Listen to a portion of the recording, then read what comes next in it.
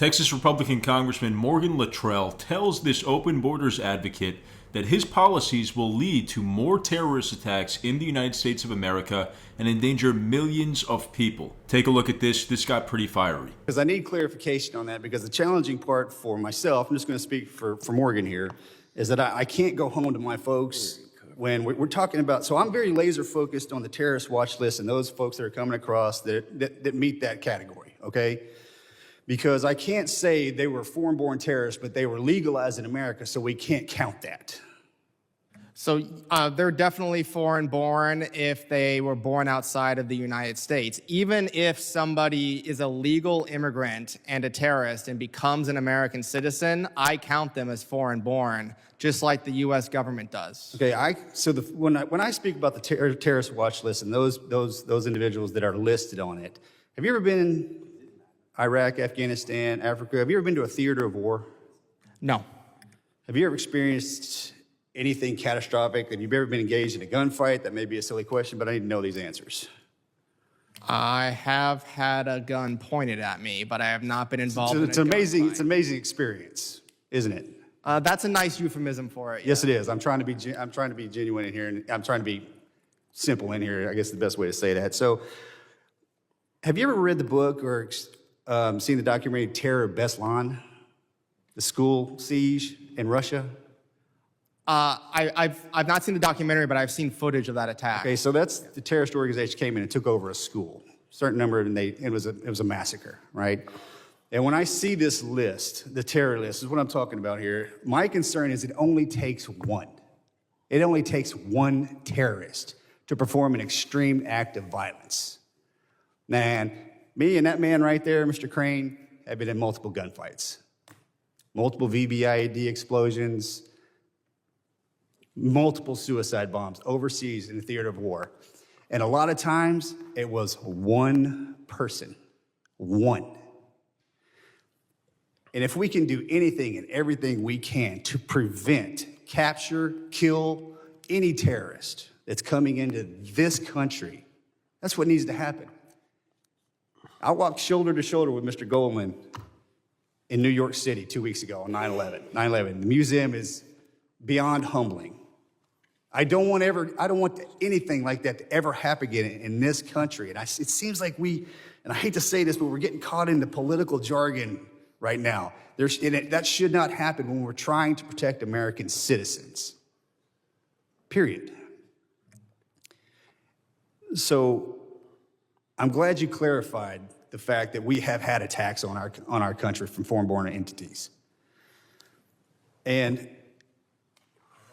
moving forward, paying close attention and getting away from the jargon that we don't need makes it easier on us. And the numbers that you rattled off, I understand you're a statistician. They're great. But even if we're talking about 0.07%, that's still one person. Is that clear? Yes, sir, it is. I'm not saying do nothing. All I'm saying is don't do everything. We have to consider, you have lots of different security threats. You have to allocate scarce resources to save the greatest number of lives. If we don't do everything, that one thing we don't do is going to get us killed. Well, I hate to be the bearer of bad news, but it is impossible to do everything. Do you want to spend 100% of U.S. GDP on counterterrorism? Okay. I don't know if you know my background or not, or that man sitting over there, but our job was to do everything, period. And that's why we were 99.9% successful. Thank you for your time, sir.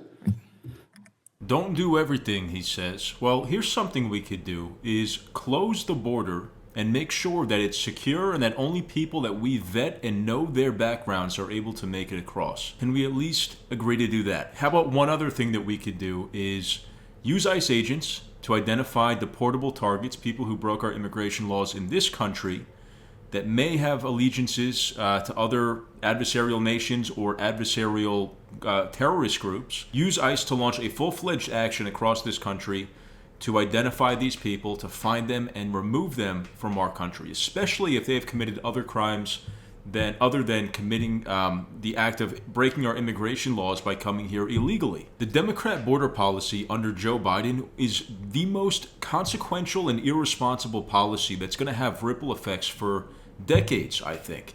The amount of people that he let in that the American government did not know who they are, really didn't do any proper vetting of these people whatsoever, and now is astonishing. And now as we're facing the Iran threat and possibly escalation from our other adversaries, the question is, how many people did we let in that have allegiances to our adversaries, our enemies?